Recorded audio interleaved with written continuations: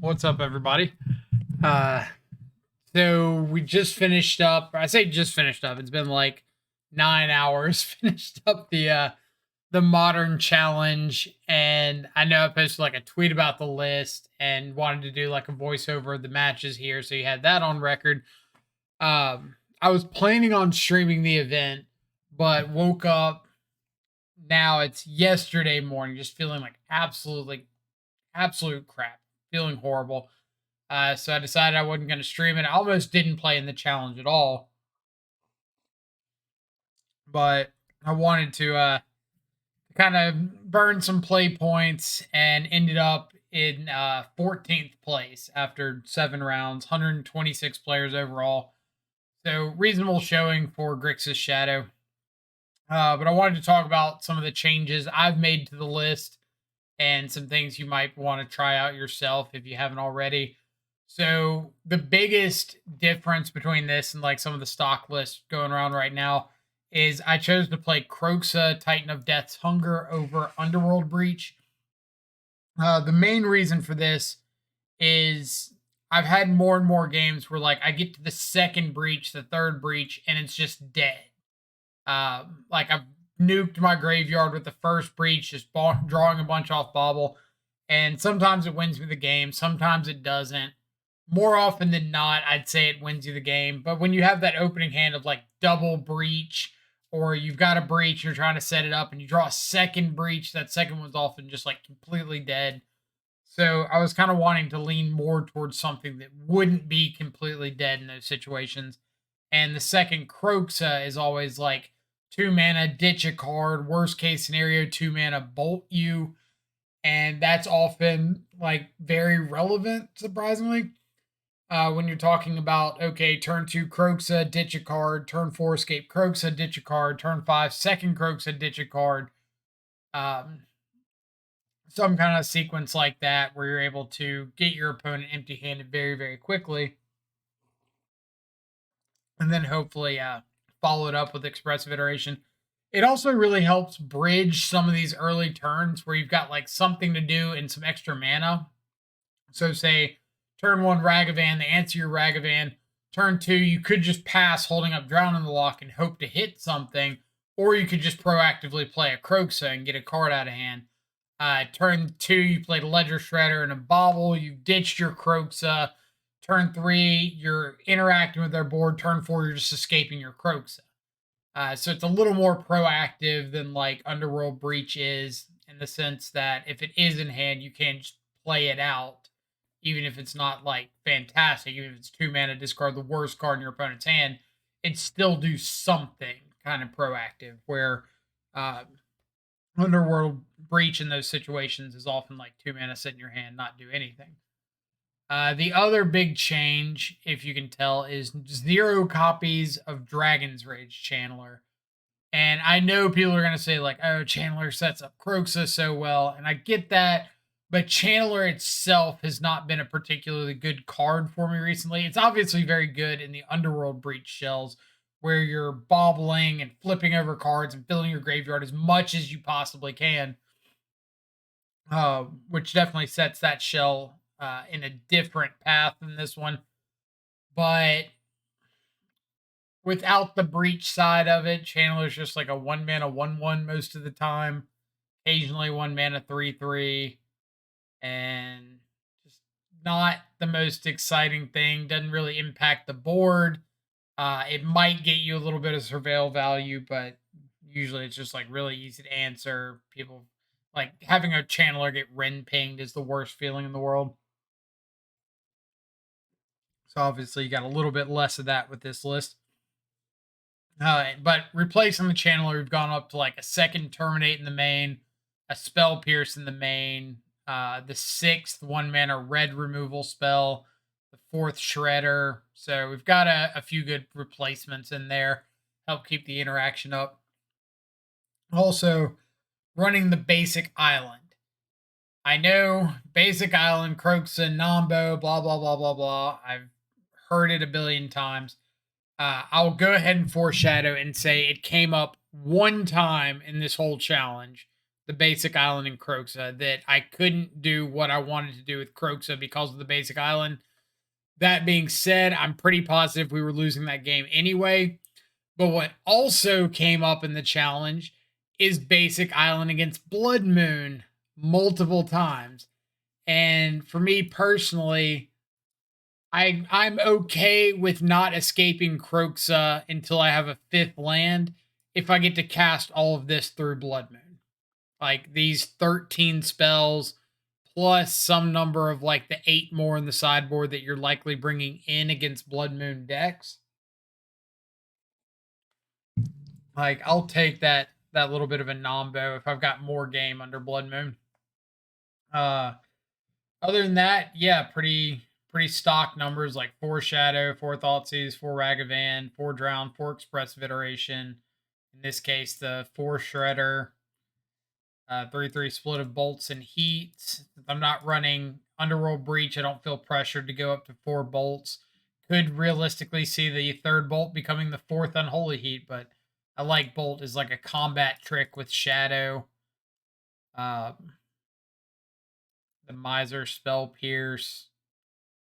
Went up to 20 lands because of Croxa. Like I want to escape Croxa, so I found myself wanting to hit that fourth land drop more often. As a little bit of a what's the word for it? Uh Not bargain, not balance. Like a middle ground. I decided to go with the Fiery Islet. Just turn it into a redraw if I need to. In the sideboard, 3 copies of Dress Down. Was on a 2/2 split of Moon and Dress Down, but I found myself playing against like more and more elementals decks and things that I wanted to dress down, less saga decks. So I wanted to go up on the Dress Down, down on the Alpine Moon. 2 Spell Pierce, 2 Fluster Storm. Kozilek's Return, kind of a test card we've been trying out this week. Hadn't looked particularly good, but I just haven't decided what I want to replace that slot with yet. Kaito Shizuki or Kaito Shizuki, no idea how to say it. Our value Planeswalker out of the board, really great against like the 4-color pile decks, any sort of saga decks, like mid-range saga decks, not like aggro hammer time decks. The 1 Alpine Moon, Terminate to go along with the 2 in the main. 2 copies of Engineered Explosives.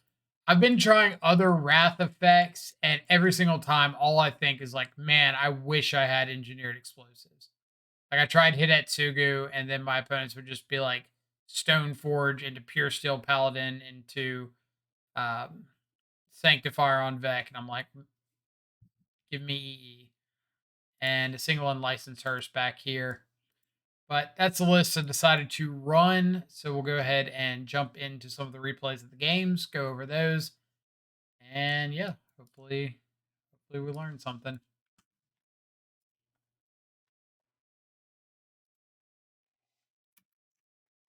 So for the challenge, I ended up playing against mURktide twice, Hammer, or not Hammer, Rhinos twice, Living End, Blue White Control, and something Scam, maybe. I can't remember. We'll see. We'll get to it. So this is round number 1. You'll have to deal with me drinking my coffee as I figure out what I'm doing. So my opponent's revealed Kahira.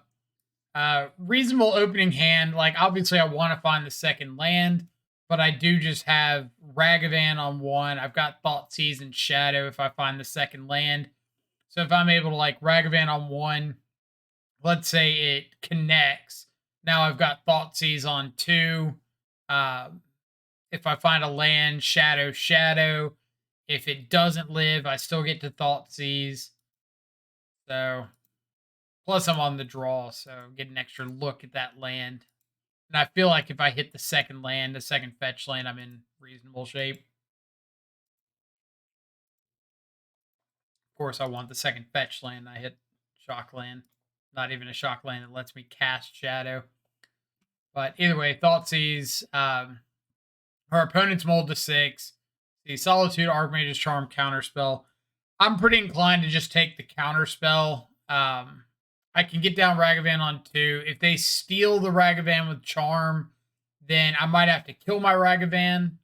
But at the same time, like, they're down Counterspell, Charm, down to a Solitude. They've gone fetch land, Counterspell, Archmage's Charm. So that's 4 cards in the yard. If they find a 5th, then I can drown in the lock Solitude. So we're just going to take the Counterspell to make sure we get our Ragavan down.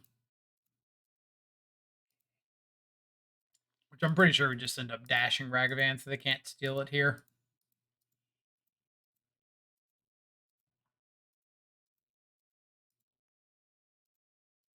So hit him in the face, get our Ragavan back.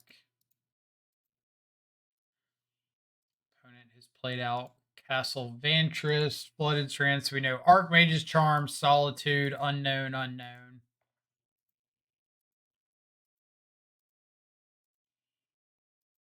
Now that we've picked up a Drown in the Lock, or second Drown in the Lock, we're just going to hold up that. And if they want to Archmage's Charm to try to steal our Ragavan, we can counter it. They go for drawing 2 cards instead. I know that they need like multiple land drops to get this Solitude down.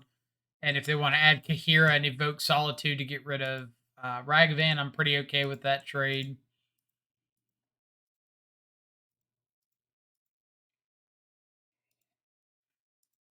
It looks like just Prismatic Ending, so we'll just dash our Ragavan, or dash our new Ragavan.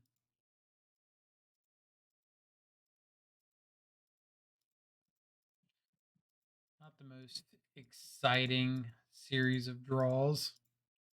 All right. So land is really good. Now we can start getting down Shadow, which I'm just going to play out 1.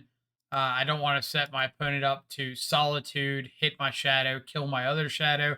I could play out the other Shadow and plan on like bolting the one that they Solitude, but I'm just giving up like so many resources to do that I'd rather just hold off. And here, I think they like tried to cast Solitude, realized they don't have a second white source, so now they've got to just like Vantress Scry instead. If I'm correct, I believe it was 1 top, 1 bottom. Yep.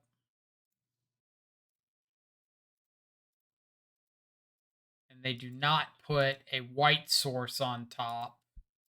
So my guess is they either have to have like a white source for Solitude to evoke Solitude, or they have to have some other piece of interaction like this.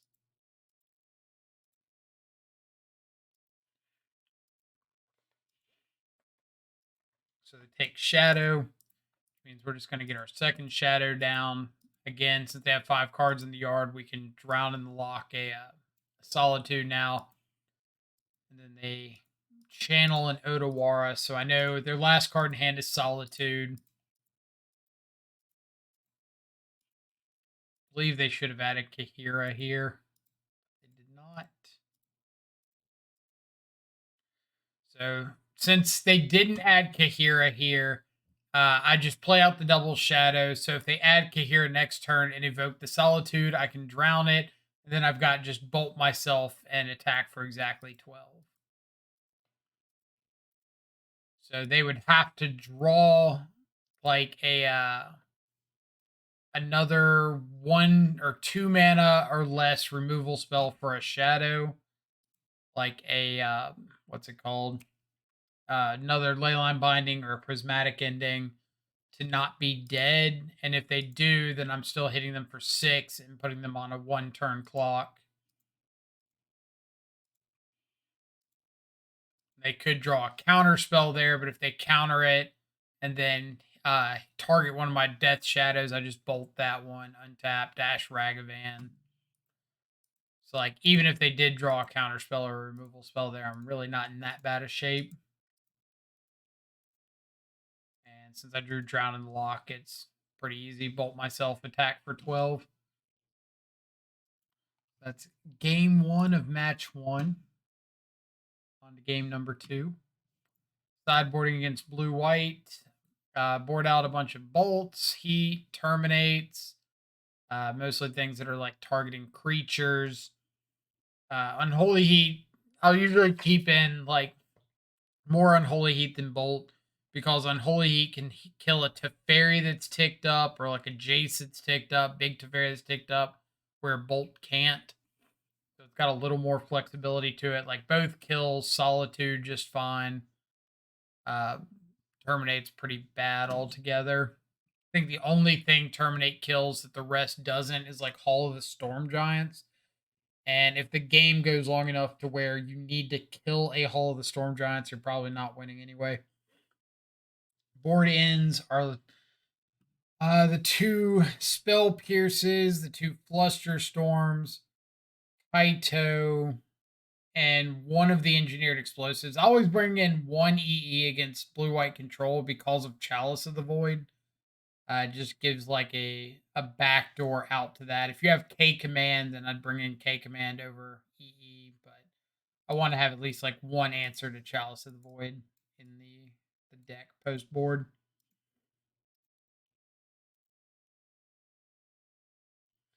All right, pretty solid. Like this is an example of one of those times where Underworld Breach would look really, really bad in this hand. Like turn one Ragavan, maybe bobble yourself, get a Ragavan down. If they exile the Ragavan, like they Solitude or Prismatic Ending, you've got two cards in your graveyard and two copies of Underworld Breach. But because these are Croxas, then we just get to like get cards out of our opponent's hand. And that's always going to be a very strong play for us. So because we have a fetch and a non-fetch that both produce red, we'll bobble ourselves, see if we want to keep that card or shuffle it away. I'm not too interested in another fetch right away. I figure I've got like Croxas to play. I've got Expressive Iteration to help find another land. I've got a redraw off Bobble and two more draw steps. Like the likelihood of finding another land is pretty high.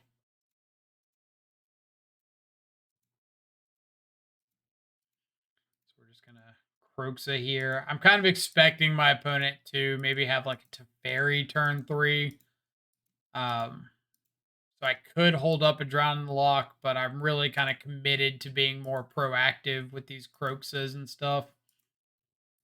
Then finding third land is excellent. So Croxa, see what they discard. Since they throw away Counterspell, I decide to go ahead and go for the Shadow. And then I feel a little justified in that when they fire off the Archmage's Charm, which to me is a sign that their hand can't be that good. If they're just like aggressively firing off this charm because I tapped out.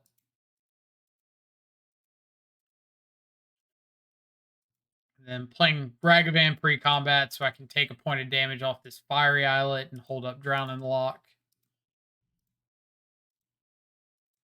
Could counter that, but removal spells are like so repetitive against them that I really don't want to fight over removal spells unless it's against a threat that's like winning the game right then and there. And all I'm really interested in doing is like finding more things to help me get back Croxas.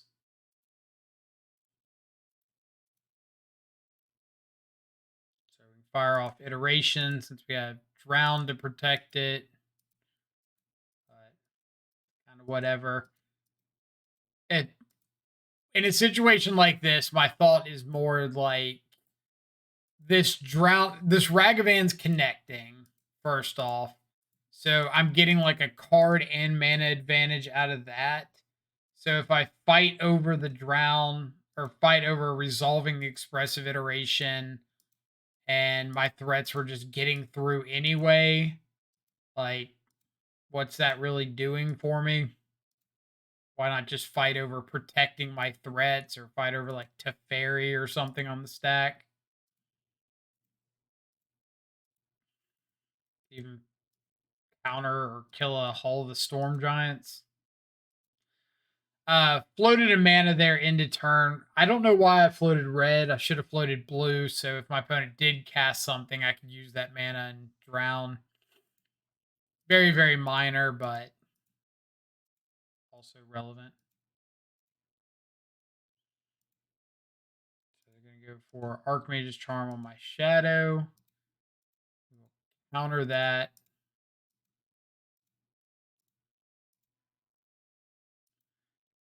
And Subtlety comes down, which will eat an Unholy Heat. We're not dead to haul the Storm Giants on the crackback, and our opponent is empty-handed. So I know that if they do manage to answer the board with like a Supreme Verdict or something, they're dead to a Kroxa trigger. And voila. Uh, so yeah, I definitely think in a match like that right there, Kroxa was significantly better than Underworld Breach would have been. Like I would have had a Breach with 4 cards in the yard or 6 cards in the yard. So I could have cast like Breach and a Bobble, Get Back Bobble, play an Expressive Iteration or something. But Kroxa got a Shark Typhoon out of hand, a counter spell out of hand, and would have been a lethal burn spell there at the end. So, at least to me, Kroxa looked like it was very solid. Maybe y'all at home are seeing something different. And, so, round number 2, up against one of the greatest MTGO usernames that I've seen. It's Delver. I hardly know her. Fantastic. I played them once before. They were playing Rhinos and had a really rough sequence of draws against us. Like their draws were really, really good. And ours, like I thought mine were good. Theirs were just like 5 times better. So this is a little bit of a grudge match, even if they don't know it. Opening hand. Very solid, proactive Grixis Kroxa hand. If they are on Rhinos, which they may be, they may not be, I really don't know. Then I do get Delirium online fairly quickly with turn 1 Bobble, Fetch Land, Thoughtseize. Turn 2 Kroxa gives me sorcery, artifact, creature, and land in the yard. So now Unholy Heat can kill a Rhino, Terminate can kill a Rhino, and maybe that buys me enough time to get back Kroxa. And as long as I can like take bounce spells and stuff out of hand, then maybe Kroxa is able to stand in front of another Rhino.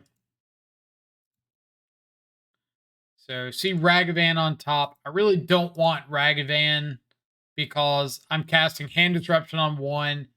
They're casting a land and whatever on 2, but I'm probably not dashing a Ragavan if I have it because Fire and Ice, dead and gone. So many ways that goes wrong. So we're going to Thoughtseize, speak of the dead and gone devil. Thoughtseize takes the 1 copy of Rhinos currently. Get down Kroxa here, so now we can get our clock set up. Looks like they drew a Fury.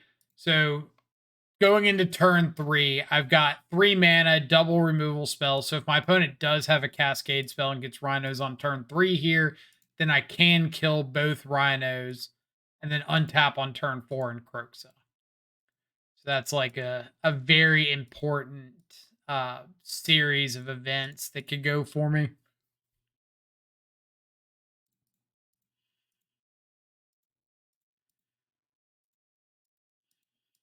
They suspend a Footfalls. All right. Another thing that I've really liked about Kroxa is I don't feel like I have to have this like monstrous graveyard to get value out of it. Like obviously it's really nice here when you're able to escape it on curve and you need a certain number of cards to be able to do that. Uh, but I feel like I can fight through Grave Hate pretty well with it. All right, so they bounce Kroxa. They've got a Footfalls coming off suspend in 3 turns. We pick up a Shadow, so now the hidden secret mode on Kroxa. Lightning bolt your opponent. Now we got a Shadow that can survive a Fury. It can stand in front of a Rhino pretty well.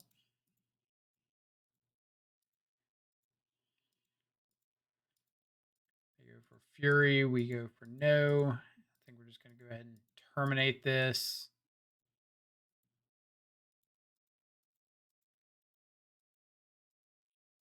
And we can always like double Unholy Heat a Rhino.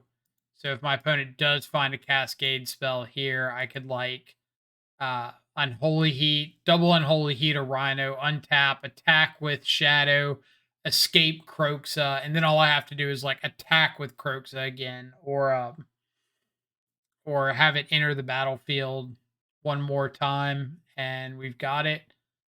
So they can't like bounce Kroxa or anything because they just replay it and kill them with the trigger. So round or game 2 of round 2. Sideboarding against Rhinos, boarding out some lightning bolts because they never kill a Rhino. I'll keep in some number of Unholy Heats because if we get Delirium, which isn't too bad, we do get to kill a Rhino with that. Bring in the Spell Pierces, the Fluster Storms, the Engineered Explosives. Board out a Ragavan. I might board out 2 on the draw. Kind of depends on how I'm feeling. Like they got a lot of ways to answer it. But obviously, if it does get a hit in, that mana advantage is really nice. And then I boarded out a Kroxa on the draw because the bounce effects mean it's very unlikely to stick the turn after they go off with a Cascade spell. And the fact that they're probably got like Endurance or something to bring in makes seeing multiples a little bit worse.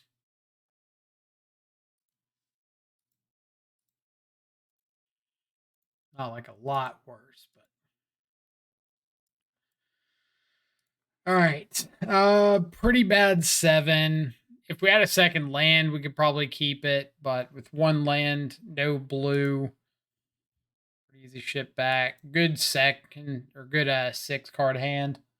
Got a couple ways of interacting with Rhinos. We've got a threat.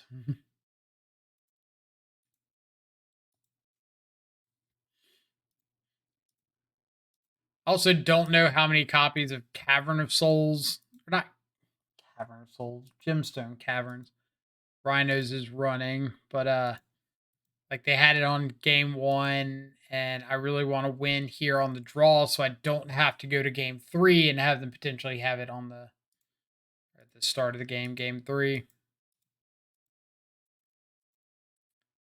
Throwback Bobble there because I will not be casting Ledger Shredder and Bobble on turn 2. I don't want to set myself up to get Rhinoed on turn 3 if I can avoid it, so we'll just be holding up instead. Not cracking this fetch to play around Fire and Ice. If I crack that on turn 1, then I have to shock in the Steam Vents because my opponent can just like tap me off of blue.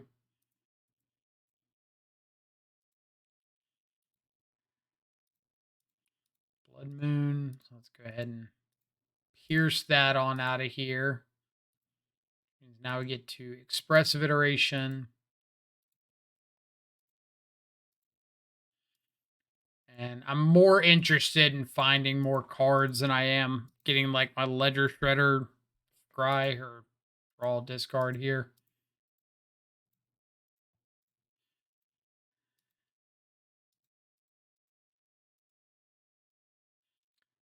And a Kroxa at the top means that we do have something that can be considered a clock. But I can get down Ledger Shredder here, so if my opponent goes for any sort of a Cascade effect, then I can ditch Kroxa for free and still have like the ability to get basic Swamp or something and drown in the lock.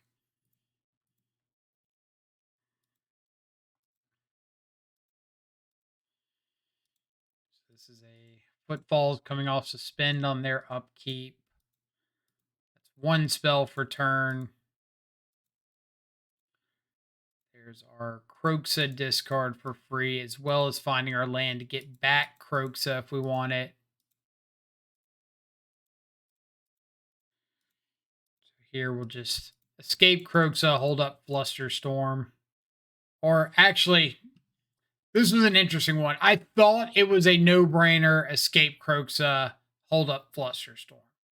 That was like my original do this.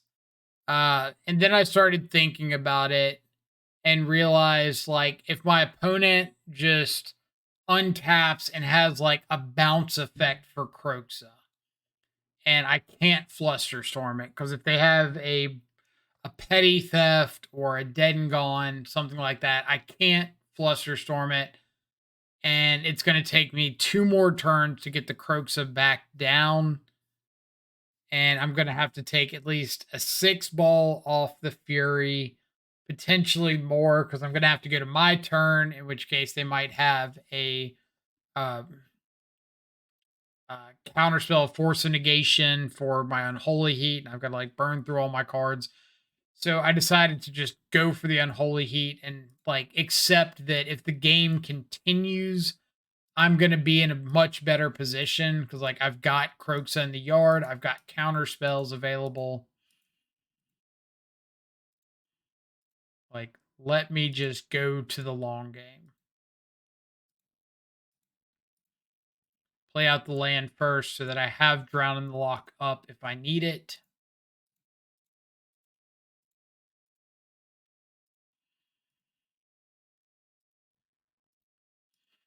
Also thought that I would be tapping off of Delirium more often with Croxa. Really didn't find myself like losing Delirium very much. Or if I did potentially lose it, like I had a way to get it back fairly easily. All right. Flusterstorm over Drown in the Lock there, because one, I don't want to take 3 more damage. And 2, if my opponent does have like land cascade spell, they could play around Flusterstorm. But once the Rhinos hit the battlefield, I can still kill both of them and attack him with Croxa. So decide to hold the Drown in the Lock for that purpose. Like if my opponent does get Rhinos down, I've got an Unholy Heat and a Flusterstorm, then I might not be able to get Rhinos off the board. And kind of rewarded there.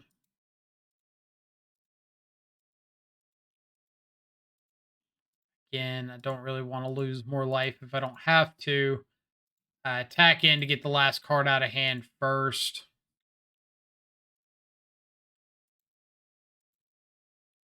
So they dead and gone, take the 3. And I assume this means they're just going to throw a Rhino in front of the Croxa. And then they don't. So I'm like, all right, well, I'll kill one, just add Gigantha, pass the turn. Like, I'm not dead to Rhinos on the crackback. You're dead to Croxa if you don't find something that you have to discard.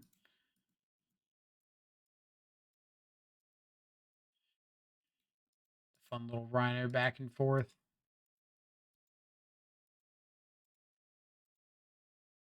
So let's just go ahead and draw off that. Find expressive iteration.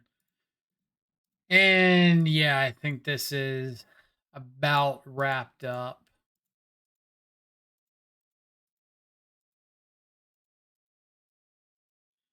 And we're just going to pass because our opponent is dead to Croxa Trigger plus Ledger Shredder. And if they, like, they would have to draw a spell. It's got to either kill Croxa. If it doesn't kill Croxa, then I can either counter it or just ignore it. Then they're dead to a flyer plus the Croxa trigger. If they do find a non-land spell that they're willing to discard and like block with the Rhino, then I can attack, make them discard, and then Drown in the Lock the Rhino. The only way I guess I get got is if they discard like a Seasoned Pyromancer that they can escape. But still, if that's the case, I'm like pretty okay with it. I can still kill the Rhino. They've got like a 1/1 and they'd be down to 3 with the Croaks on board. So yeah, pretty smooth sailing through round number 2. On to round number 3. Win the die roll, riding high, see a 7 that we can't possibly keep. 6 is slow, like really, really slow. We're kind of hoping for like Shredder on 2, Shredder plus 1 mana spell on 3 to connive and ditch Kroxa, or maybe like Shredder on 2, Expressive Iteration on 3 to try to find something and connive. Just some way of like getting Kroxa back on turn 4.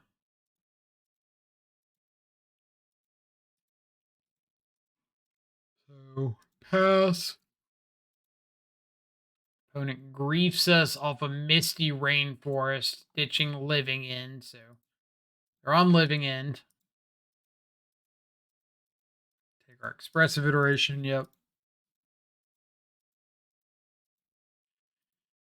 So the good and bad part of Living End is every time they cast this Cascade spell into Living End, they're going to let us connive.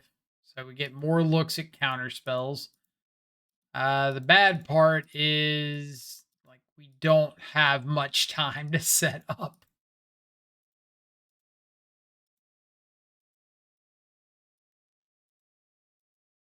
This is just like, I really hope they don't have it because can't really do much if they do.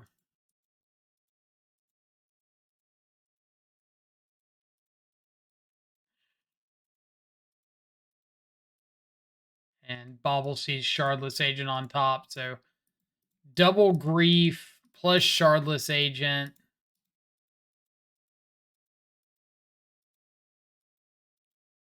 You get to hit him with like another Kroxa trigger, but it doesn't really matter.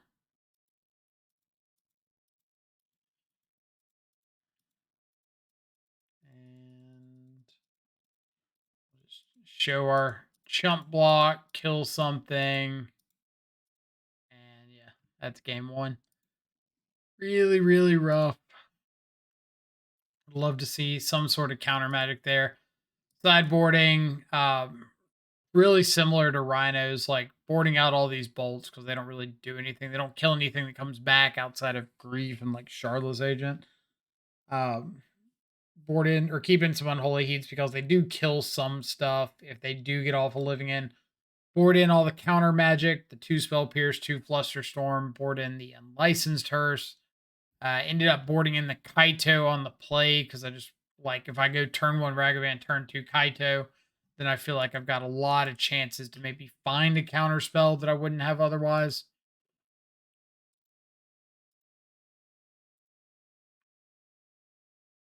Reasonable opening hand. We've got like turn 1 Bobble, turn 2 Shredder plus Bobble.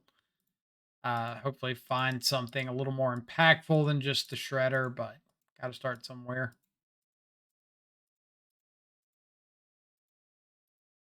Put it on turn 1 Grief. Yep. Big part of the reason we play out the Mishra's Bobble on turn 1 just to have some extra looks.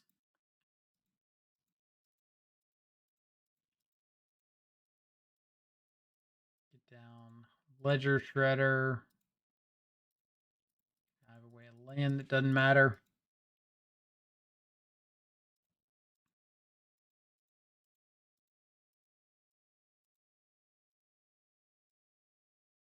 All right, so Shadow means we can double spell this turn. Double spell with the Thought Seize. So maybe we're able to like snag a Living End or snag a Cascade spell, get down Shadow. And of course, they have double Cascade spell, double Shardless Agent. So we're just hoping that Shadow is able to find counter. Does not. So now we hope that Living End can find a counter. Or Cascade, Shardless Agent into Living End.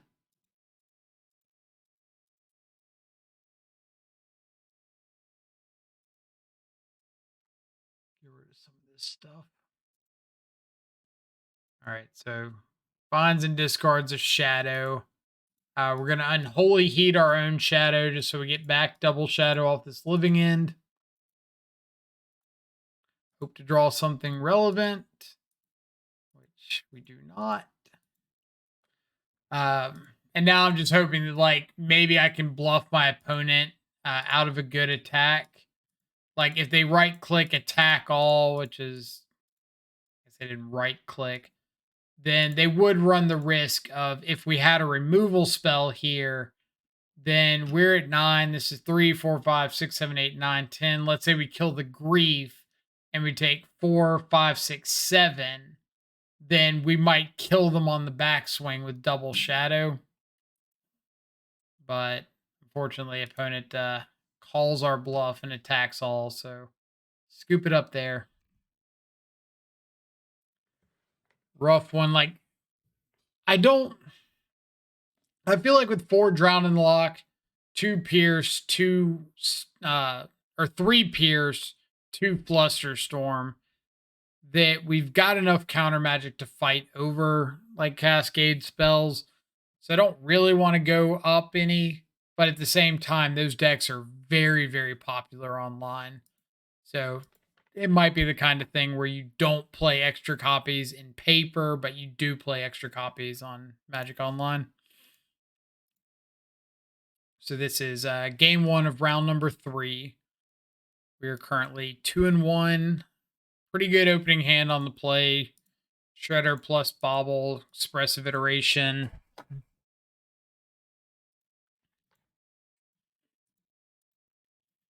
I still don't like Shredder very much, but I will admit it's a lot better in this deck with, like, getting to discard Croxa and stuff, like something you get a lot of value off getting back. Whereas with the Underworld Breach deck, I feel like I was discarding live spells a lot of times in the hope that I would, like, set up an Underworld Breach as the game went on. And that didn't feel too good.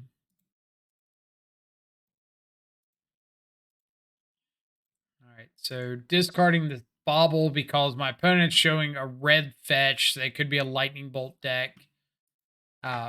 Obviously, if they had a Lightning Bolt, they would have cast it in response to the Connive, but I don't want to just, like, assume that my opponent doesn't have one. Let's see, Fable the Mirror Breaker and Leyline Binding. So Thoughtseize really good pickup. Spell Pierce a really good pickup. I think I should have held up the Spell Pierce instead of gone for the Thoughtseize. Like, this Connive doesn't really matter, and casting Thoughtseize here really opens me up to the possibility of my opponent having 2 3-mana interactive spells, like a Teferi and a what's it called? Teferi and a Fable of the Mirror Breaker instead of just one. Which they have double Fable and a Leyline Binding. The Leyline Binding doesn't really matter. It's kind of whatever. But the double Fable means that they're going to get to resolve one here, and that's pretty rough for me.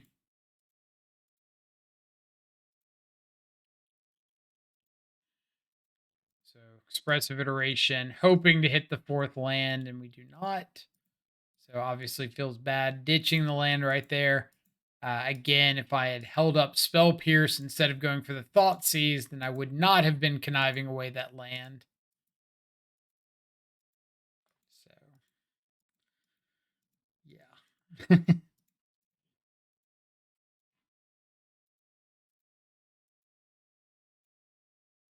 And one of their blind rips was a Spell Pierce, so they're going to get second Fable down.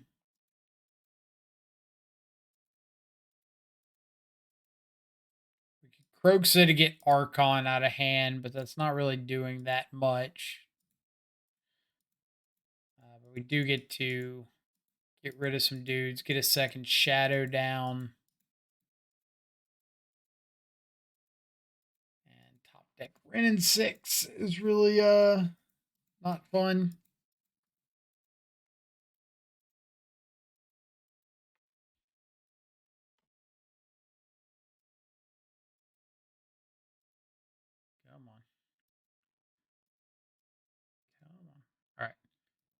We do get to attack down Ren and 6. Our opponent can cast an Archon. Not here, but next turn they can like Kiki, copy the Shaman, attack with both, make 2 treasures, and then flip this and like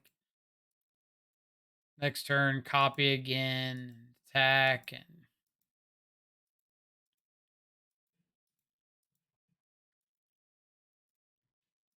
but I should have thought about this more. I made a pretty stupid play here.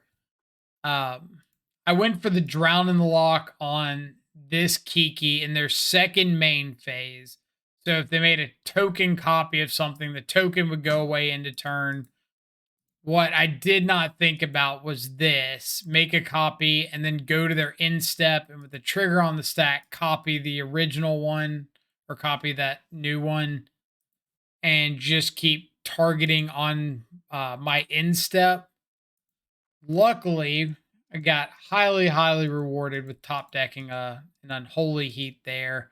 So when they go to copy end of turn, I get to Unholy Heat the one that they're targeting, and this token goes away on the end step. So now we're just staring down one instead of multiple.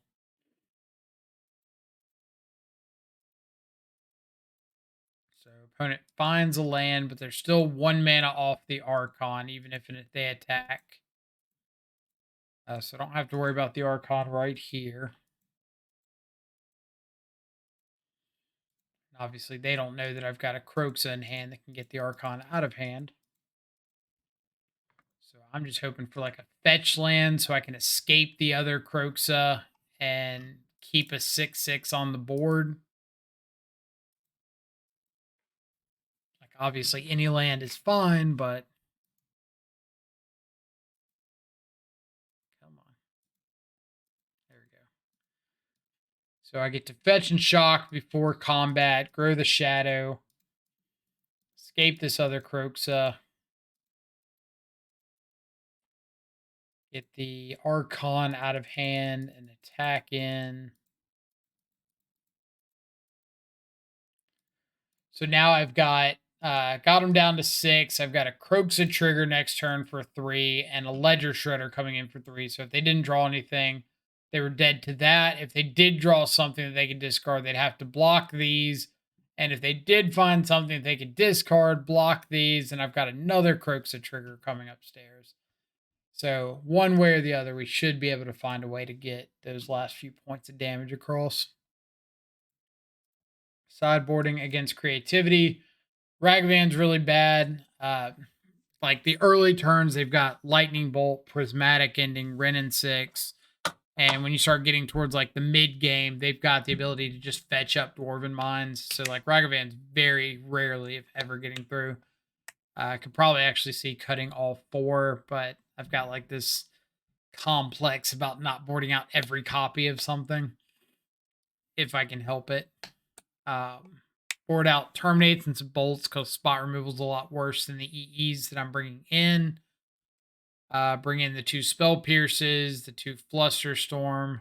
So 2 Spell Pierce, 2 Flusterstorm, 2 EE, and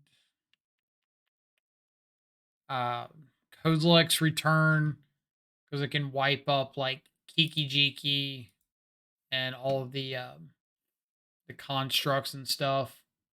And Alpine Moon because you can name Dwarven Mine and at least slow them down a little bit. Which I don't think Dwarven Mine's like a game-ending effect, but I think it's reasonable. And then I might bring in Kaito on the play when you're not under pressure of getting creativity right after it resolves. Bad opening hand. 1 land, no real interaction. Throw it back. Better opening hand. We've got EE, one of our best cards in the matchup. Alpine Moon can stop Dwarven Mine. They have a fetch heavy start. I might get to Drown in the Lock something. So throw back the piece of spot removal. Them not having Ren and 6 here is very nice.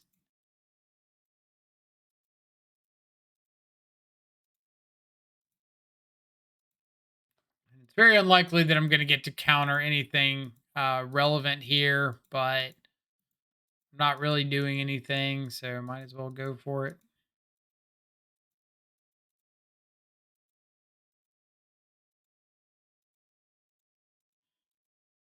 And then this was probably a mistake. Go for the Kroxa, just get that in the yard, and then decide like, all right, I'm just gonna Alpine Moon, name Dwarven Mine, so they can't just fetch and make a token.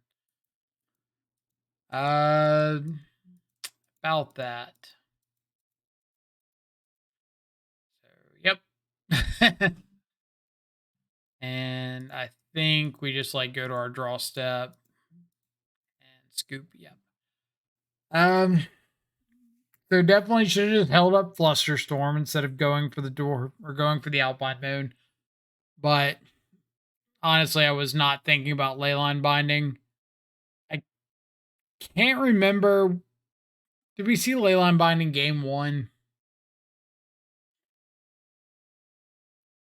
If we didn't see Leyline Binding game one, I think it's like somewhat reasonable to not play around it.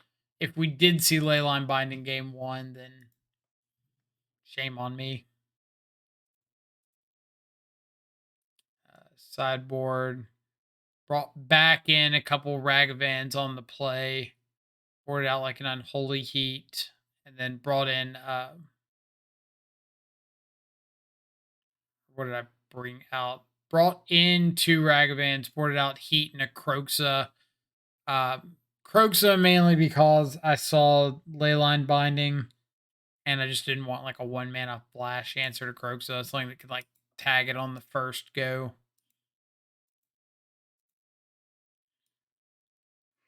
Like I think oh.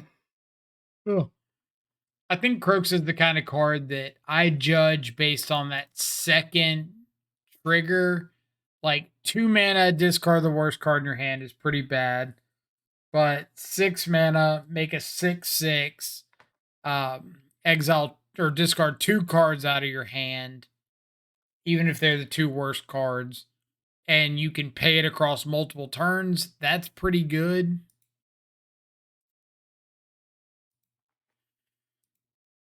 So opening hand's fine. We can stop the tokens. We've got Thoughtseize. Fetch and shock here first, because if we find another fetch land, I can get down Shadow on turn 2. Thoughtseize sees Persist and Leyline Binding. We are just going to take the binding. Their hand is not very good. That being said, our hand is not really doing a ton. That's Bloodstained Mire down.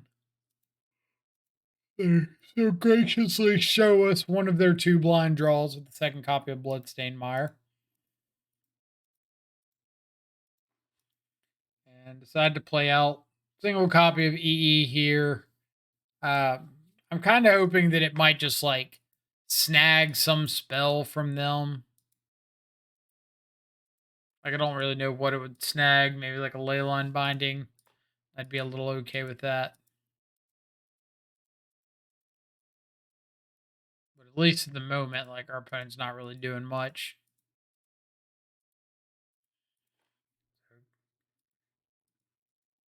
Here, we're just going to get down our 2 shadows, hold up Flusterstorm so we can fight over a creativity here.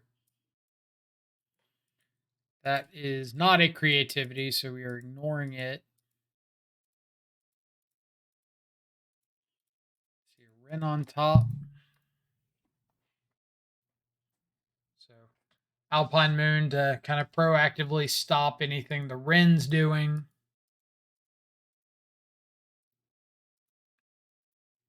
So the goal now is kill our opponent before they can hard cast Archon, which is 3 turns from now. So we're just going to ignore the Wren, hit them in the face. I would like to draw cards and maybe find like something else interactive while my opponent's doing a whole lot of nothing.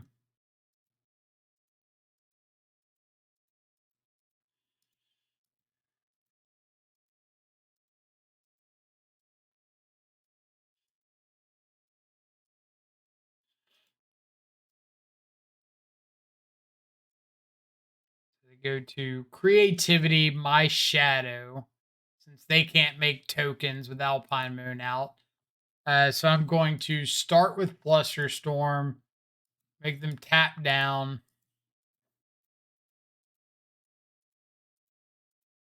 and then go for the Spell Pierce. Uh, if they did have like a Veil of Summer or something, they would have to fetch Shock off this to Veil or Spell Pierce, and then we would have them dead with like a Ragavan dash. So that Flusterstorm was just to kind of get them down to where they had to fetch and shock to be able to answer the shadow there. So that was round number 4. Currently at 3-1. On to round number 5. Win another die roll. Modern's like so much easier when you win another or win die rolls. So I think this was the hand I was talking about where we've got the Kroxa in the basic island. We'll see if it ends up mattering, or if I'm remembering incorrectly.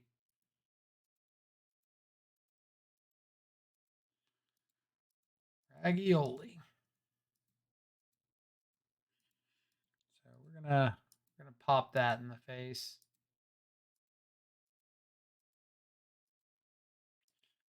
Decide to hold up the double bolt here because if my opponent goes for like Ledger Shredder, I'd rather kill it. I don't want them to have the opportunity to like Ledger Shredder, bobble, Ledger Shredder outgrows bolt, and then I have to double bolt and they get another connive trigger.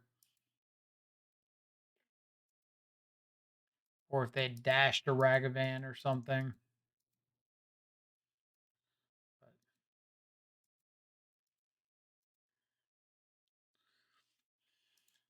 Then maybe that was a little greedy to try to go for the land, but so be it.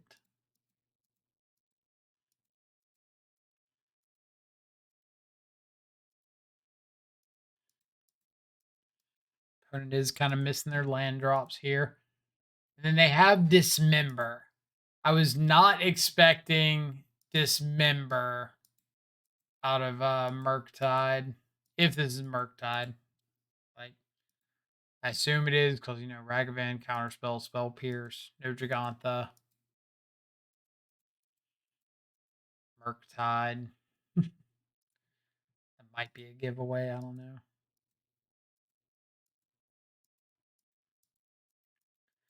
But yeah, I think this is the game where I said, like, there's a little bit of awkwardness with Basic Island, but it didn't really matter because I don't think we were winning this game anyway.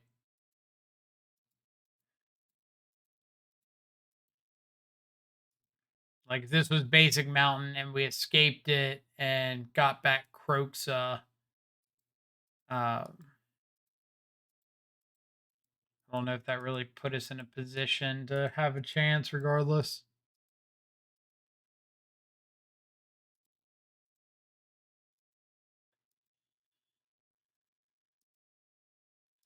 So, Holy Heat means we can kill the Ledger Shredder. This is actually a funny one because I was like, all right, I think I can beat anything but Spell Pierce. I don't think I can beat Spell Pierce. And I cast the Drown so that my opponent wouldn't get to connive, and they cast Spell Pierce, and I was like, crap. And then I realized, oh, if I like don't pay for Spell Pierce and attack, maybe they think I've got like a Lightning Bolt, and they just block both of them. And then they did, and I realized, well, I can just like unholy heat the mURktide now and win. So it went from I can't beat Spell Pierce to let's hope we get a little lucky and they don't block or they block both of these shadows to oh my god, we're doing it. We got there. It's a roller coaster of emotions. So sideboarding against mURktide.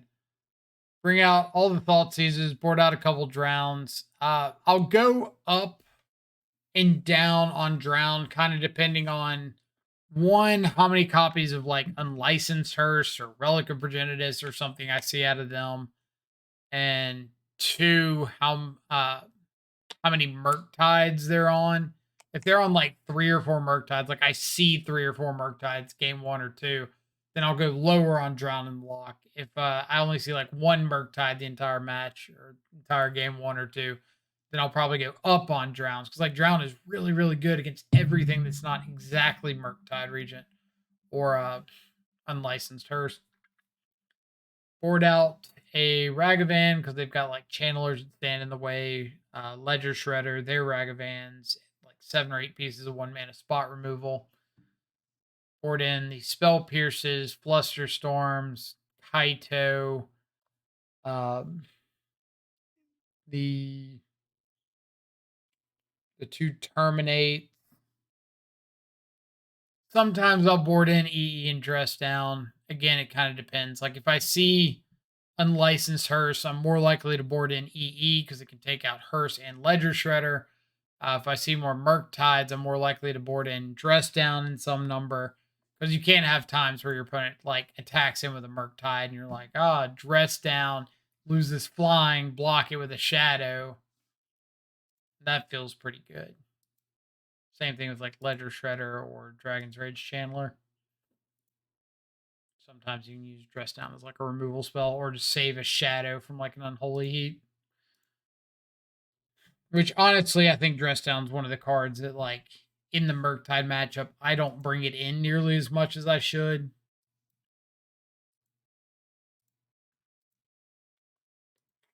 So, any opening hand that's able to like fight over multiple cheap creatures is a keep in my book. Relic of Progenitus does make Unholy Heat a little bit awkward. And then main phase Consider is like 95% I need a land. But kind of okay with that. They're using Consider to dig for a land instead of dig for a threat. It's positive.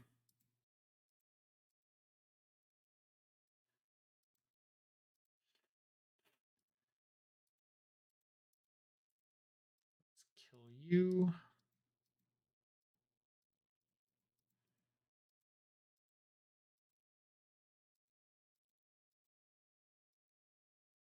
So, in a perfect world, we would have expressive iteration there, but I'm just like terrified that I'm gonna miss the land.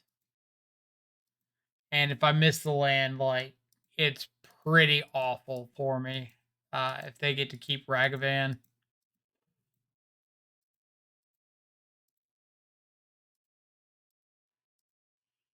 But now I found the land, and the iteration would have found the land.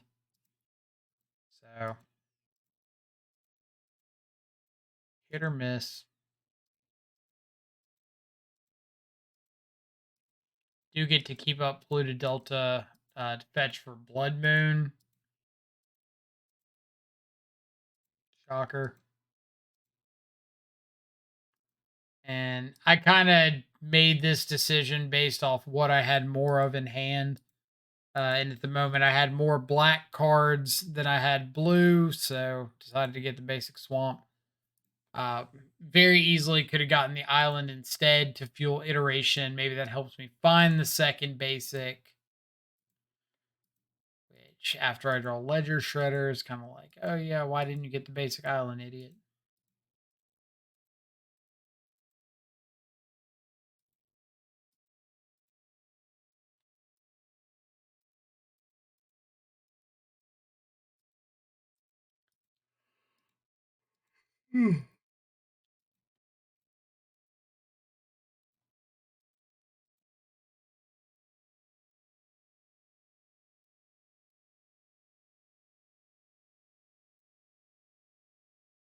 So this Kroxa, for the most part, is just to try to get like a card out of hand. It's dead with the relic anyway.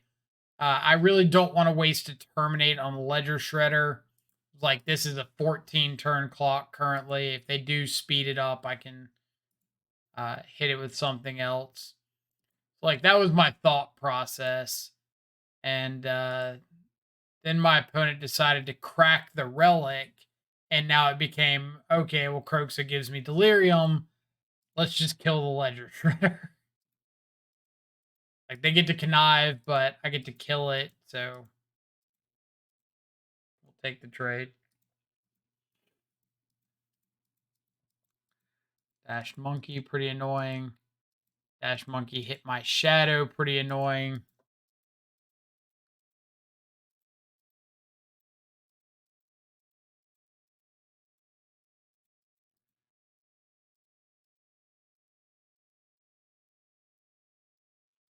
Just gonna aggressively click through all this. Don't want them to hit me with a Ragavan, but they have Spell Snare. I'm like, well, this is going way, way downhill. I decided to play the Giganta because it stands in front of the Shadow and the Ragavan really well. They can't have Delirium, so I'm not too worried about like heat.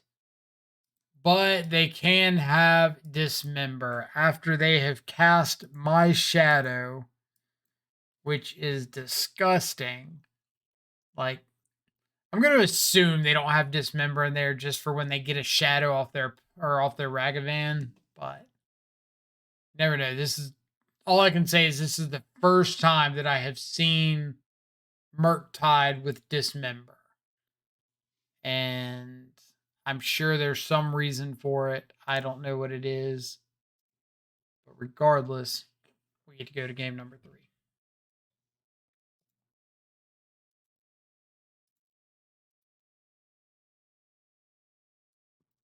All right. One lander does have a couple answers to Ragavan and Channeler, but can't keep a one lander. This is much better. I think we just throw back like the bauble. Yeah. Keep the interactive spells. We assume they're going to answer the Ragavan on 1, so trying to get down to Shredder on 2, maybe Iteration on 3.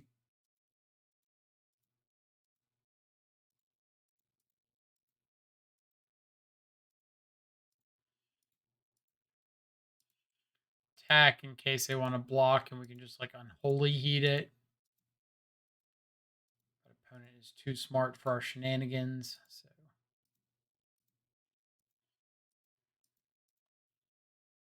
now we can get like basic swamp around Blood Moon. But I can't imagine our opponent's going to Blood Moon themselves out with triple Spire Bluff Canal. So I'm not entirely sure what they could have here. Like, obviously, counter spells, something like that. A reasonable guess. They could have mURktide, but I don't want to speculate too terribly much. All I know is they don't want to attack me. So I'm going to get some chips in. We do have Delirium now for Unholy Heat.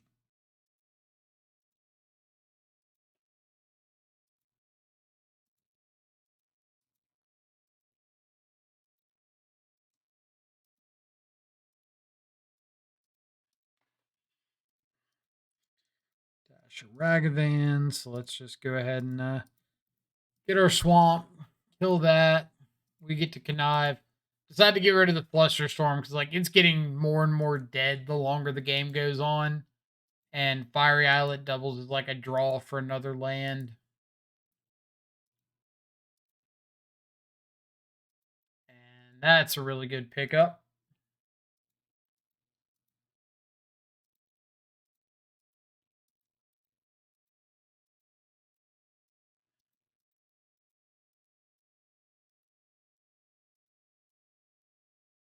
Could have like held the Ledger Shredder back to maybe block a Ragavan, but I figure if my opponent dashes a Ragavan and I terminate and they counterspell, then I do just get to like untap and escape Croxa.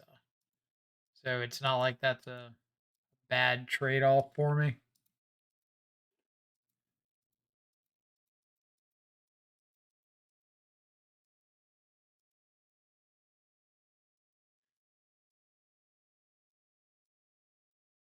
And we just keep finding terminates. So Kroxa comes in. Dishes the bauble, so no counter spell is nice. Decide not to attack with the Ledger Shredder because I don't want them to Unholy Heat the Kroxa, dash the Ragavan again. If they have like double removal spell, kill the Ledger Shredder and the Kroxa like that, then so be it. I can still like escape Kroxa next turn. Brief pause while I make sure I can escape Kroxa and cast Ragavan. So this is third Kroxa trigger this game.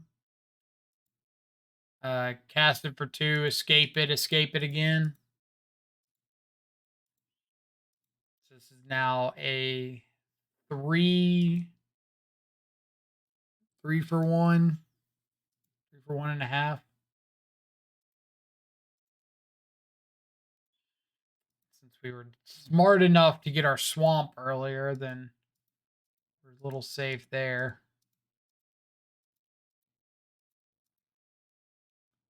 It ditches Relic, which is fantastic for us because, hey, we get like more ability to get Kroxa back.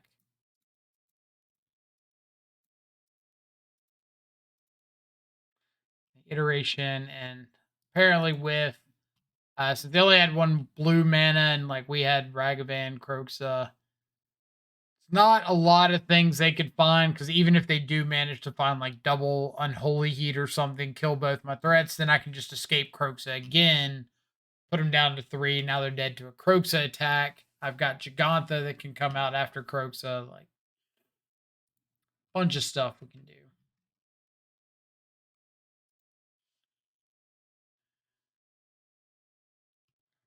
All right, so round number 6. Round numero 6.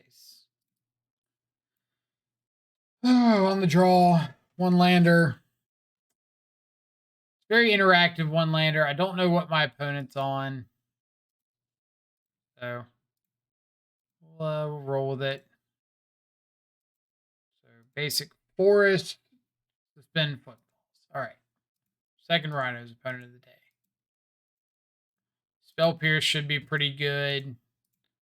Obviously, we want to hit second land. Thankfully, we do. I don't want to just cast the Kroxa here because I want to be able to Spell Pierce like a Cascade spell.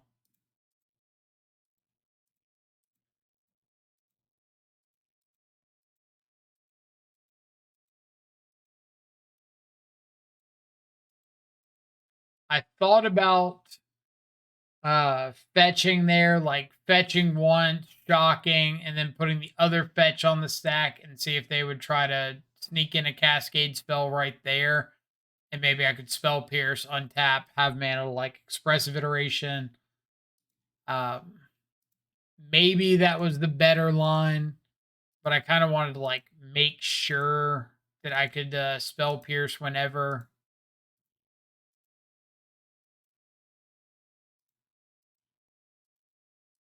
All right, so we're gonna kill the borrower on their upkeep because if they have a force negation, I want them to tap out on their turn and not put another Cascade spell on the stack. Instead, we get another Footfall suspended.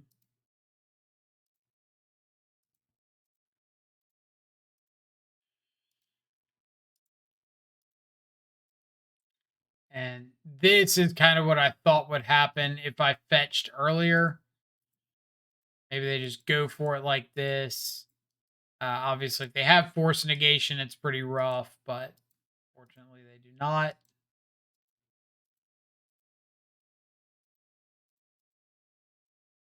So we Thoughtseize, we see Spyro and Fury. They've got Rhinos coming off suspend next turn. So if they find the land, they can play out the Fury, but I've got double Death Shadow. If they don't find the land like this, then I get to Croxa, get the Fury out of hand, or just play like triple Shadow out. Oh, it's because they kept another card in hand. That's why I didn't Fury. If they had like played out the land, then I would have.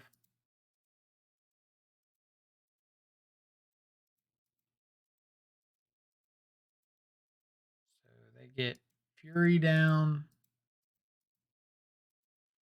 No attacks.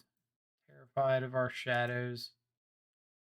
I know that I can't like play and escape Croxa regardless of what land I draw because of the basic island.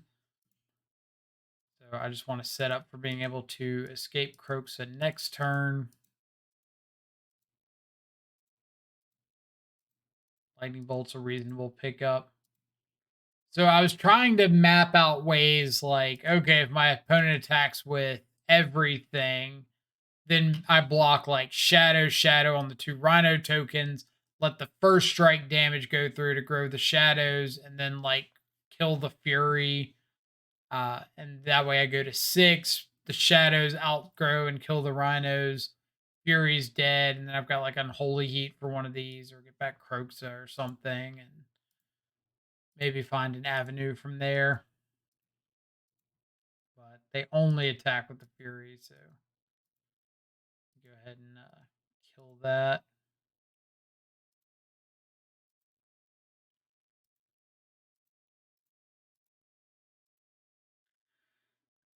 So this turn I could have escaped Croxa. I deal 3, I get a 6/6 on board. I've got it covered if they don't draw anything, but they've got Crack Islet plus draw a card. Draw a card for turn, I mean. So if they find any bounce spell, they can just bounce Croxa and attack through for lethal because I haven't gotten anything off the board. Like they bounce Croxa, I block Rhino, they get 10 through. So I decided to hold up Unholy Heat and Terminate instead, so that if they did have like a bounce spell, I could kill 2, block 1, and only take 6 and still be alive, and maybe kill them on the backswing with attack plus Croxa trigger.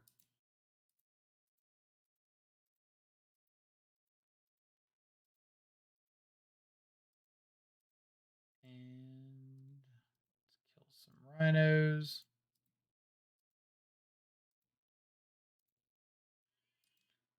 Kind of forced into doing this to make sure I don't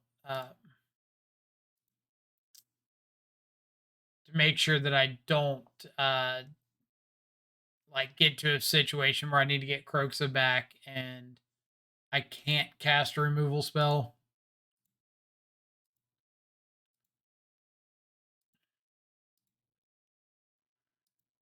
I really can't afford to fetch there. And I forgot about the seasoned pyromancer in the yard here. Like, I'm definitely not used to playing against Spyro out of this deck. So that one kind of threw me for a loop. I know when I hit them with the hand disruption earlier, I remember saying like Spyro's the best card in their hand.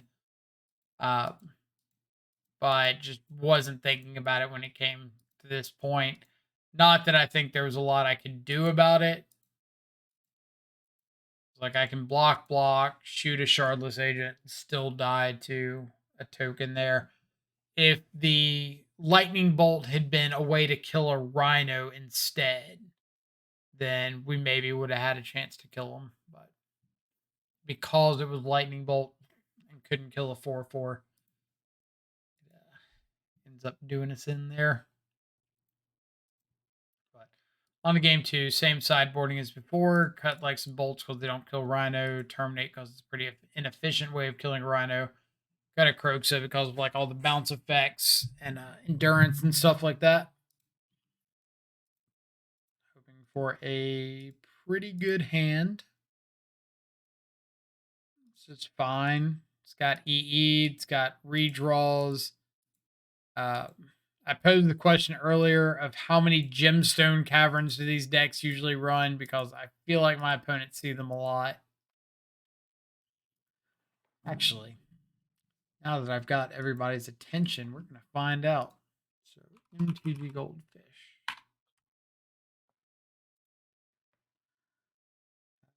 Decks. Popular. Modern. Crashing Footfalls. 2 gemstone caverns in this one. Maybe like the straight up teamer versions run more. 2, maybe not. 1. So yeah, I'm just unlucky on that one. 2 copies, and 2 of my Rhinos opponents have had it pregame.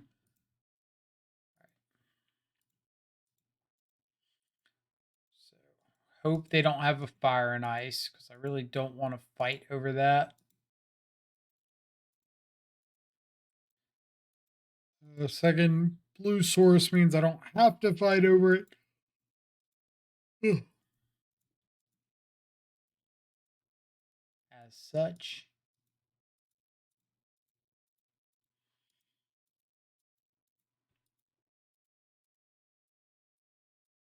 I know I've got the EE, but like I want to use my mana on my turn, so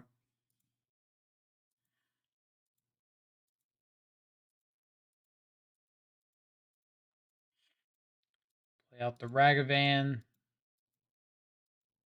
Boo. Boo, dead and gone. Opponent suspends 2 copies of Crashing Footfalls there, which is honestly fine with me, because those are going to come off suspend at the same time, which means I get 2 Engineered Explosives, both of them at the same time.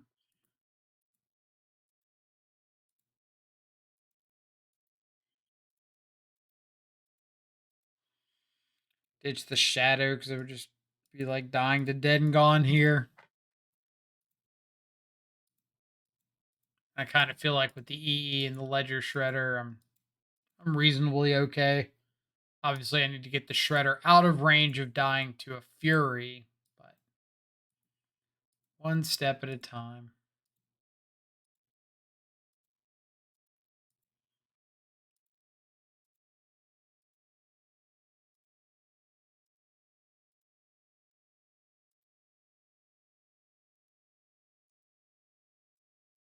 Endurance wasn't super up on my radar, but we'll take it. Take Endurance, take the Fury, attack in. And it's Rhinos coming off suspend in 2 turns. So no Rhinos to worry about here. Add Giganta, and all we got to do is like hope to fade Rhinos this turn. Or actually, if they hit Rhinos this turn, this would be perfect. If they like Violent Outburst into some Rhinos and we can E and wipe up all of them. Or if they Shardless Agent into some Rhinos.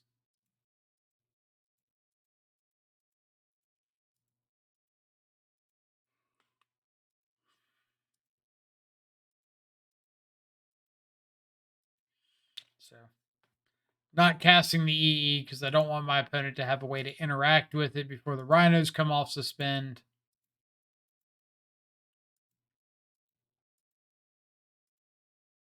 So, Ledger Shredder trigger. I actually thought about like Flusterstorm and Spell Pierce on one of the Cascade spells just to get them to tap out. But then I decided that's probably too cheeky. Now I just get to Ledger Shredder, play out EE, connive a whole bunch, hold up all my counter magic.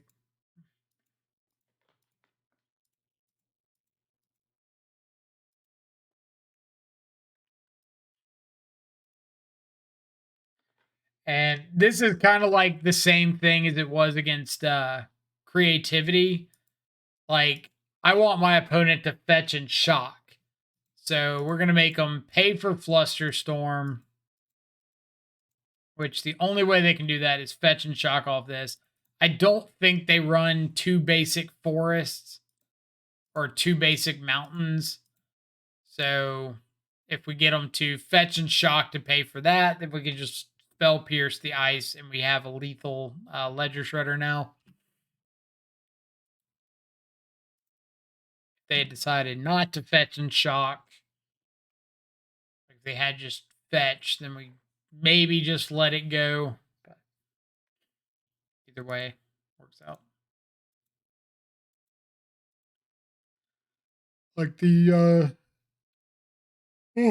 Fluster Storm and the Spell Pierce are getting worse as the game goes on anyway, so if I have a chance to get some value out of them early, I kind of want to.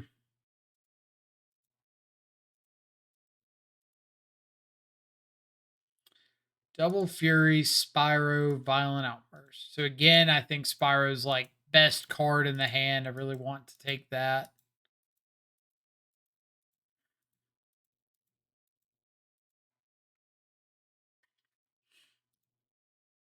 So we know Fury, Violent Outburst, Unknown. If they top decked a Force of Negation and a blue card, then I just kind of like take my lumps. Nothing I could do about it.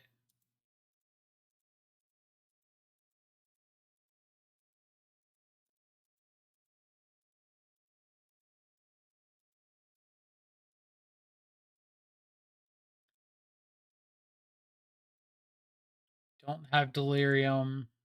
Don't have a way to get Delirium, so just take out something while we can. All right, so Bobble does give us Delirium.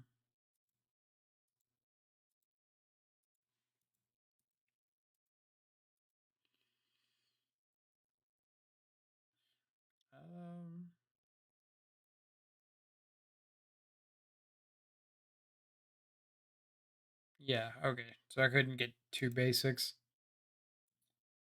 Should have tapped better. I should have tapped the Watery Grave as one of my lands for the expressive iteration, because like I don't really care about drawing anything blue when they already have the Rhinos down. Then there I had to fetch and shock to be able to Unholy Heat. That made things awkward.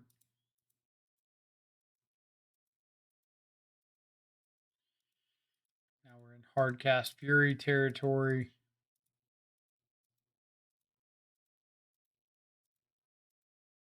So play a Shadow and hope to bluff our way. Nope. So they did draw a second Cascade spell pretty quickly, but more importantly, like I just wasn't really doing anything. Didn't have any sort of pressure. Expressive Iteration was pretty slow to get off. My hand didn't have any like Thought Seasons or anything originally, so probably should have just shipped it and gone for a more proactive 6. But either way, off to round number 7, last round of the event. I think going into this round, we were like 18th or something. So we were pretty dead for top 8, but obviously playing it out for top 16. On the draw, a couple bobbles and a bolt seems reasonable. Spire Bluff Canal, no turn 1 play. So I'm assuming it's mURktide. It could be Living End, but the assumption is mURktide. When I bobble them and see Lightning Bolt, then pretty positive it's mURktide.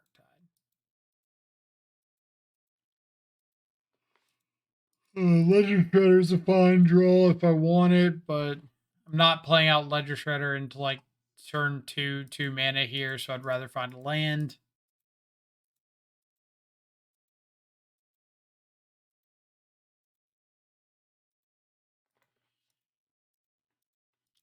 Same thing again.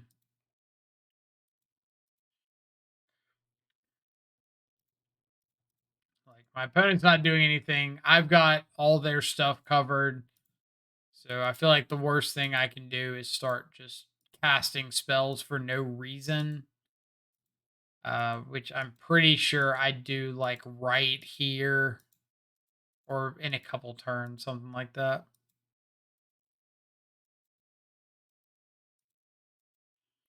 Spell snare is fine.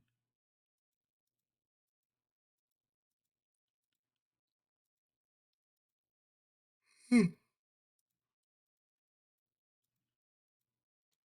then them tapping out for expressive iteration and missing the land feels great.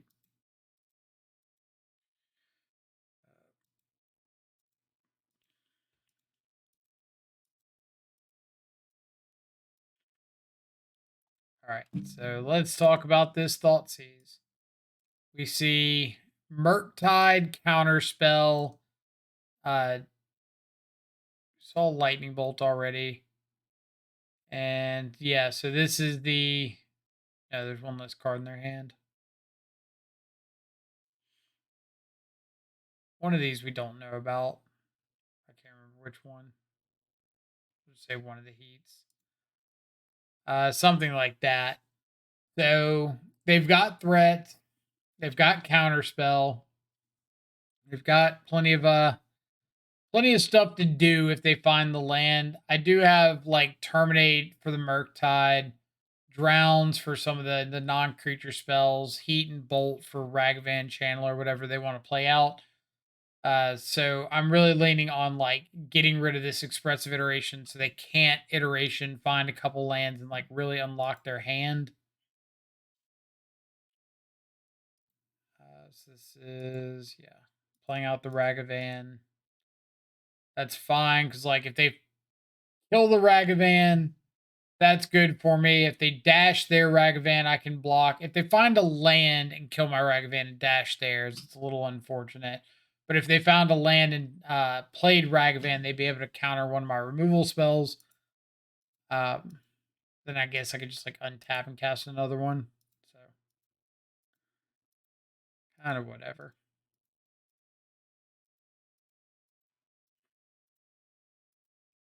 Find another iteration.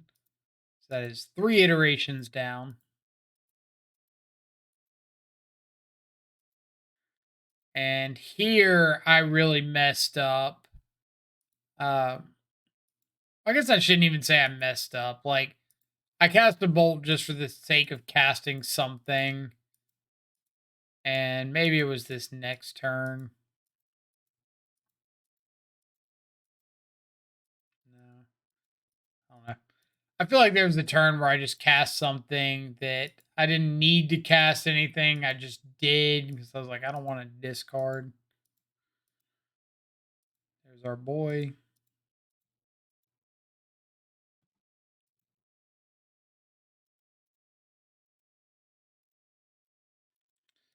Opponent has 11 cards in their yard. Unfortunately, that means that if they do exile 5 for mURktide, they still have 6 cards in the yard, so I cannot drown in the lock the mURktide.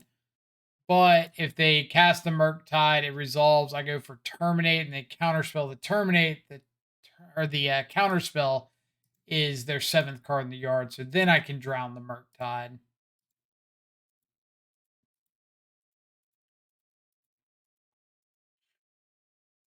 And I would really like to get good value out of these drowns. And there's not a lot of better value to be had than like killing a mURktide. So what have we seen? mURktide's gone. Ragavan's gone. Counterspell. So we know Channeler, Heat, Bolt. 2 unknowns. There is the 4th copy of Expressive Iteration. And we're just going to try to counter that one because, like, we're ahead on cards, or quality cards, I should say. So if they play out something that's, like, pretty dead, I'm okay with that.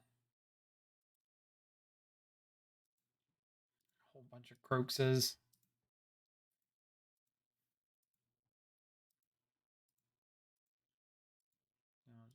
play out Shadow.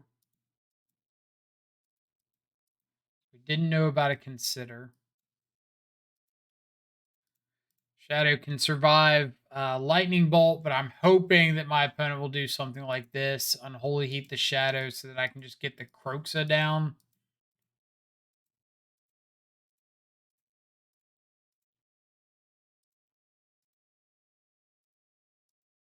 And of course, Thoughtseize is a good pickup. So Bolt, Pierce, Spell Snare. Get rid of that. When did they use the... Oh, they ditched the Unholy Heat. Or use the Unholy Heat on the Shadow. That's right. Take a Bolt so I'm not, like, in fear of just getting triple bolted out. Second Croxa. I'm expecting them to ditch the Spell Pierce. Yep. So we know they've got Snare and a Lightning Bolt.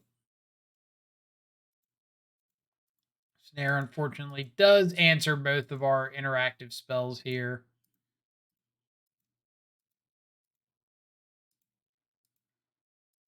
Shadow's good because it dodges Spell Snare.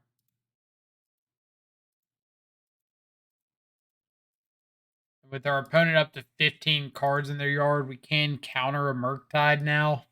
That's fun. And I think I'm just going to sit on three interactive spells here.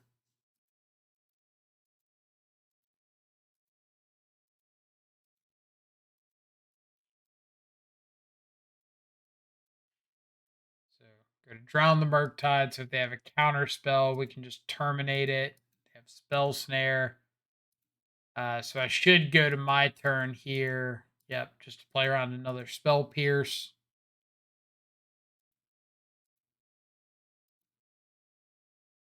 And that gets the concession. So we could like play Ragavan off this, attack. We could dash Ragavan, make this lethal, then Ragavan and Bolt and blah blah blah. We could dash Ragavan. Shadow becomes a 6/6. If they have an Unholy Heat, we can bolt ourselves. One way or the other, we have options. So this was the mURktide match. I decided to try being more aggressive with Dress Down and bringing those in. Board out more Ragavans, board in more Dress Downs, kind of take the control role. Board out a Spell Pierce, or not board in the second Spell Pierce because I figured the game was like going a little bit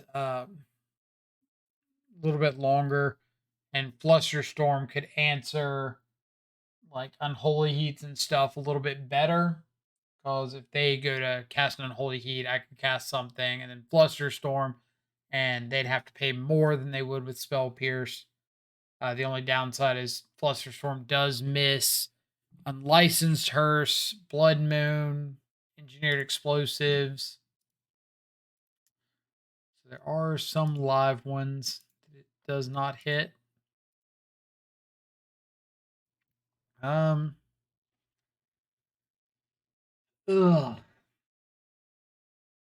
Like no answer to a Ragavan's pretty bad. But we do have a Ledger Shredder, so if the Shredder gets down and lives, like maybe they cast 2 spells and we get to ditch a Croxa for free. Then them leading on Otawara, Consider, ditch Unlicensed Hearse.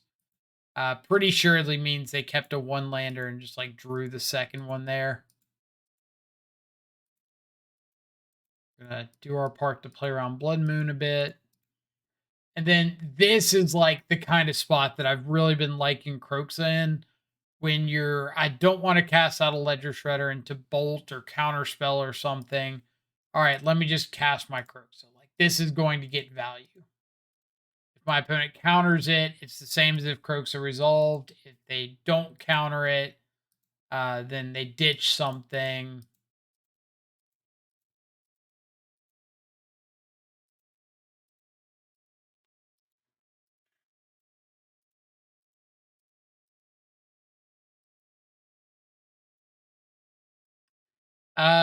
So playing out the Ragavan here, or playing out the Shredder here, I actually did not realize that my opponent had Delirium when I played out the Shredder.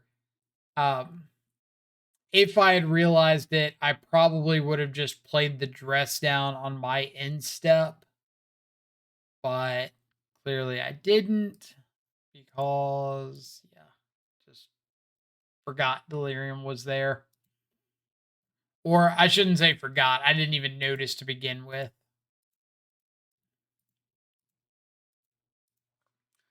So just wanting to tap them out here. So even if they get a Ragavan hit in, hopefully it's nothing too scary.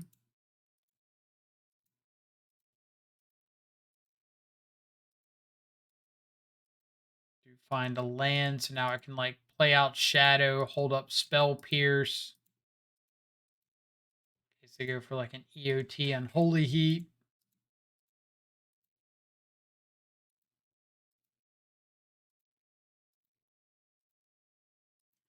That is not an EOT Unholy Heat.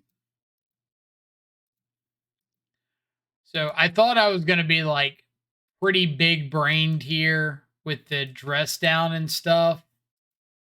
Like, oh, let me dress down, like I said in the earlier mURktide matchup. Let me dress down in combat, grow my shadow. The mURktide loses flying, and I get in a good attack there, or get in a good fight there. I was hoping to counter the expressive iteration and get them to tap off of uh, all their mana. Maybe I should have just let this resolve. It was like they would add a land 3 mana. If they go to cast a removal spell in the shadow, then I could dress down in response. They can't attack, but I miss out on the combat trick.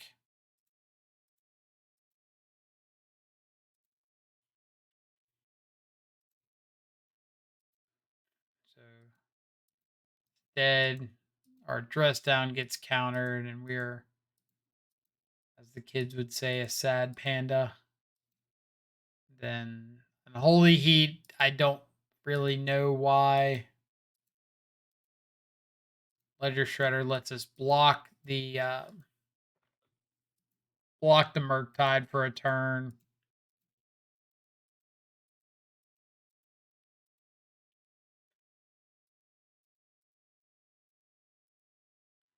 And since we find another dress down, we get to maybe go for the same dress down approach. This, I think, was a punt. I don't think playing the second Croxa mattered. I think I needed to sit on the terminate, like let them go to combat, cast dress down, try to get them to like fight over that, and then terminate the mURktide, block the Ragavan. I'm pretty sure that's what I needed to do. Like I said, that Croxa just didn't matter. And they had the counter spell here, so I could have gone upkeep, dress down. They had basic island. I didn't know they had basic island, obviously, but I think it doesn't change anything. They'd have to have like a 2 mana counter spell and a 1 mana counter spell. But I think if I just go upkeep, dress down, or better yet, combat dress down, shrink this, or if they do counterspell the dress down, and just get to, like I said, terminate the mURktide. So that was one of those situations that, like, I got a little too ahead of myself with the Grixis sauce. Going into game 3, I boarded the dress downs back out because I kind of figured they'd know about them now, a little less impactful. Go back into some Ragavans on the play. Boarded an EE because like I said in game, or the first mURktide matchup, I saw Unlicensed Hearse this time. So EE to me is a little more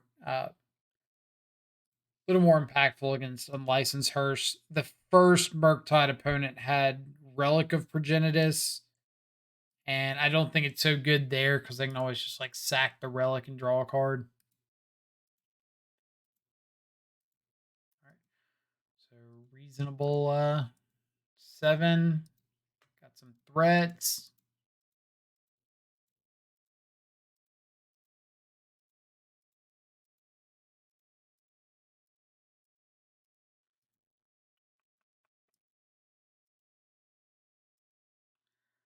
I also wonder if I should have led on Fiery Islet with Ragavan on turn 1 so that turn 2 I could get basic Swamp.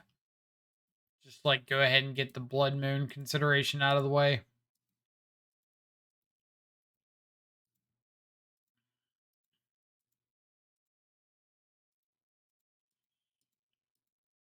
Shredder on Shredder violence. All right. Who's ready for it?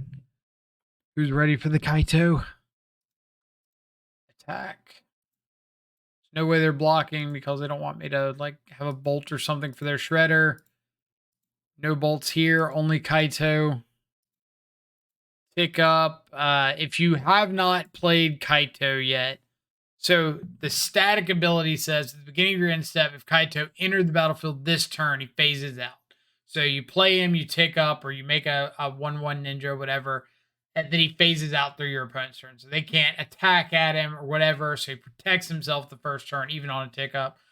-2, you make a 1/1 blue ninja token that can't be blocked. +1, you draw a card and then discard a card unless you attack this turn.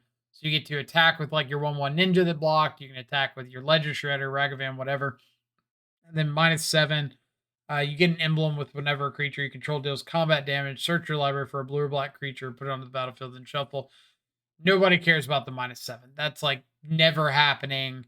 If you're dealing combat damage with your creatures, you're winning anyway. So not important. I really want to live the dream, and I've not gotten to do it yet, and I'm a little disappointed. I want to have turn 1 Ragavan live, attack in, make a treasure, second land drop, Kaito tick up on turn 2. Have not gotten to do it. But let's get back to the game. Kaito down, Kaito ticks up.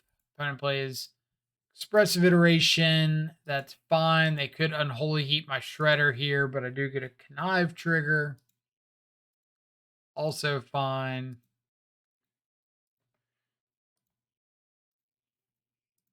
Opponent can attack me, but clearly they don't want to with Shadow in my deck. And then this is where the value really gets fun. When I tick up Kaito with a Croxa in hand and just get to ditch that for free and immediately escape it back. So Kaito becomes like draw a card. Also, here's a 6/6 that makes you ditch a card. Exile everything, or exile like the instants and lands, because I'm about to have a land and instant or sorcery to get back in the yard to get Delirium again.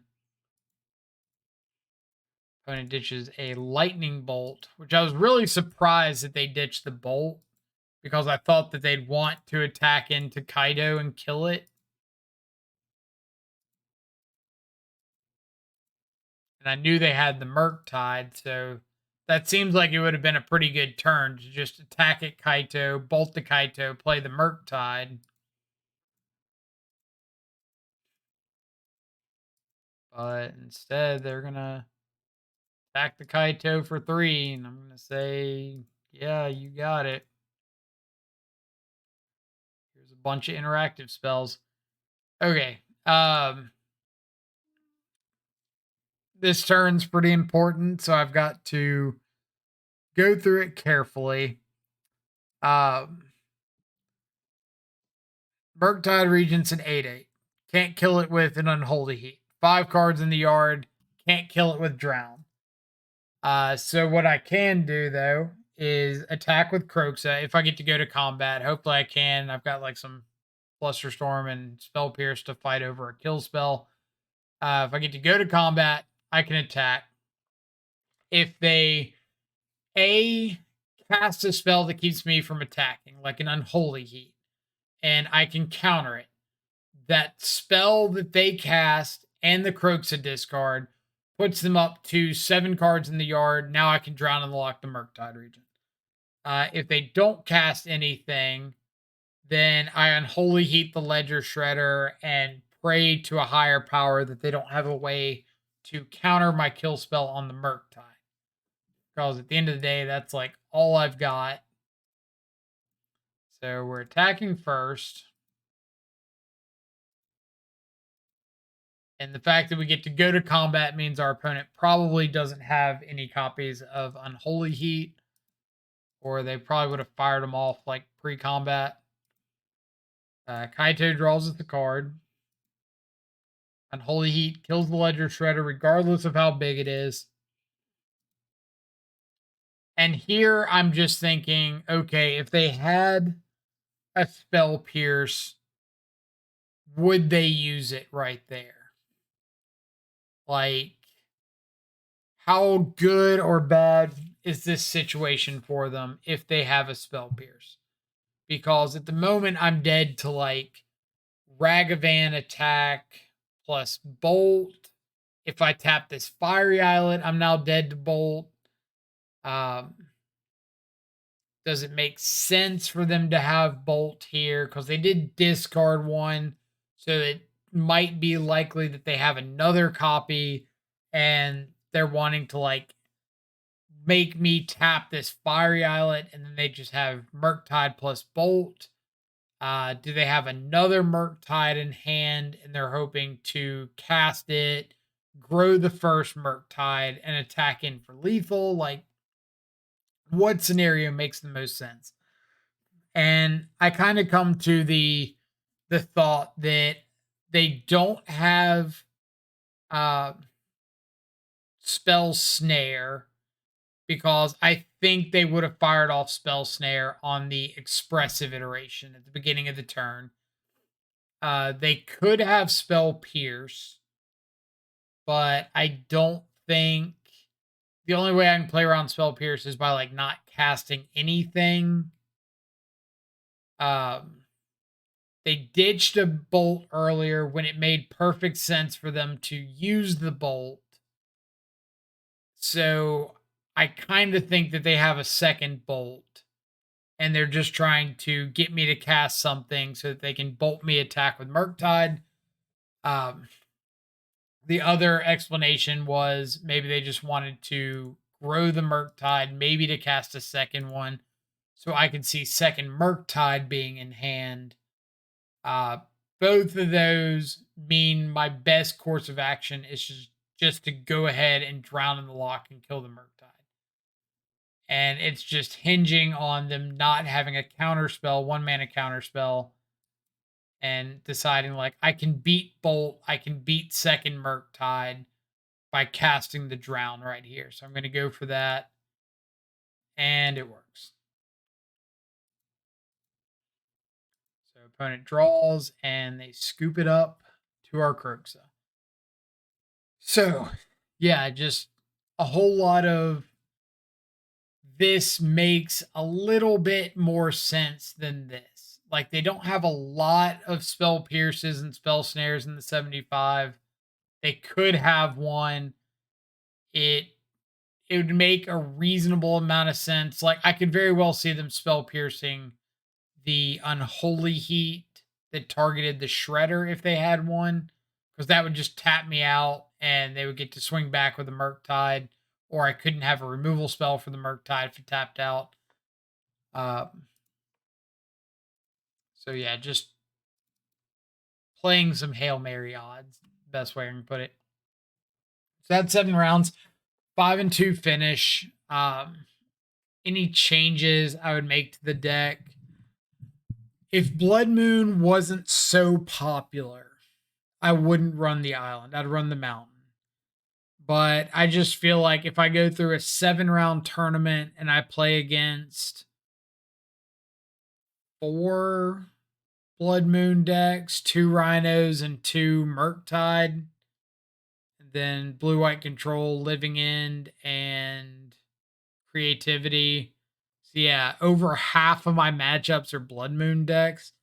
I really can't imagine like not respecting that to a decent degree. And I know people say like, oh, Giganta helps you play through Blood Moon. Like, Unholy Heat is a card. Counterspell is a card. These are things that like they are aggressively fetching to be able to play. if we're not careful to fetch around them, I mean, you can't fetch around most of those, and we have like no counter spell to stop them from having it. So I really don't like the argument of Giganta being enough of an answer to Blood Moon that you don't need the island. I think you really need the island.